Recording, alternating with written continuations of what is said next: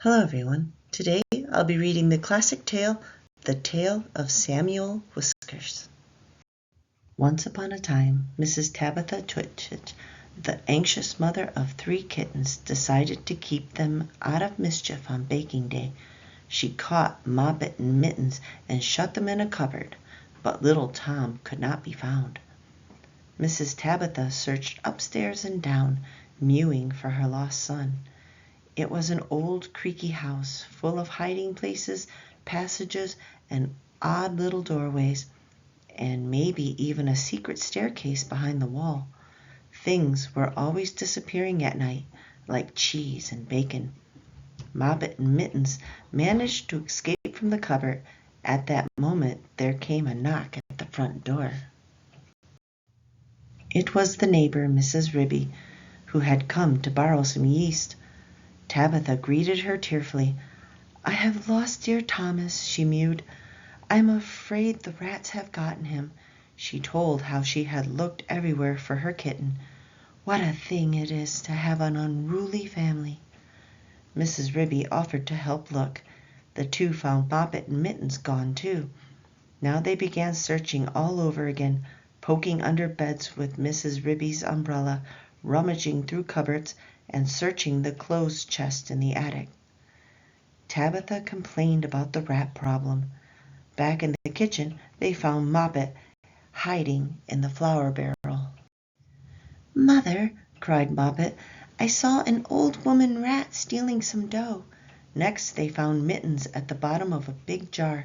She too had seen something, an old man rat carrying off a pat of butter and a rolling pin.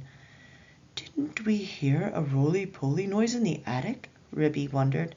She and Tabitha rushed upstairs, where they could hear the noise quite clearly under the floorboards. "This is serious," Ribby declared. "You must send for John Joyner, the carpenter." But whatever had become of Tom Kitten? Tom did not want to be shut away in a cupboard, so he had hidden in the chimney above the stove.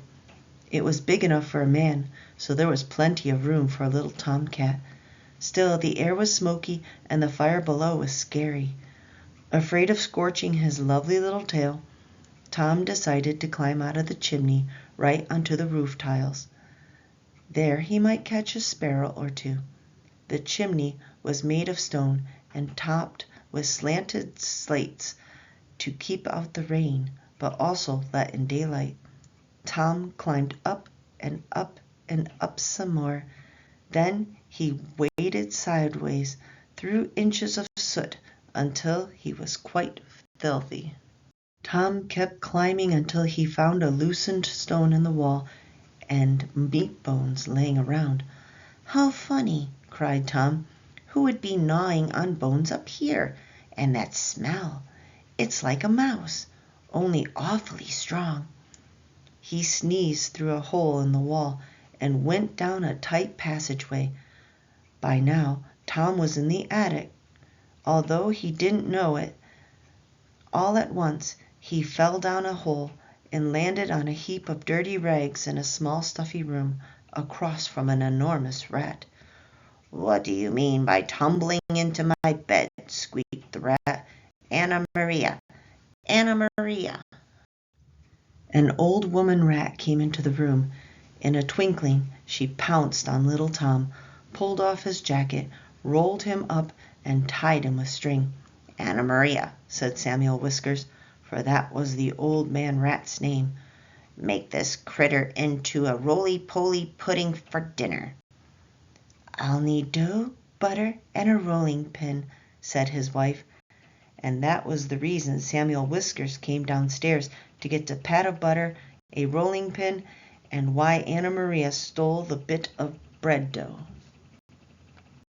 Left alone, Tom wriggled and squirmed and tried to mew, but his mouth was full of soot and cobwebs.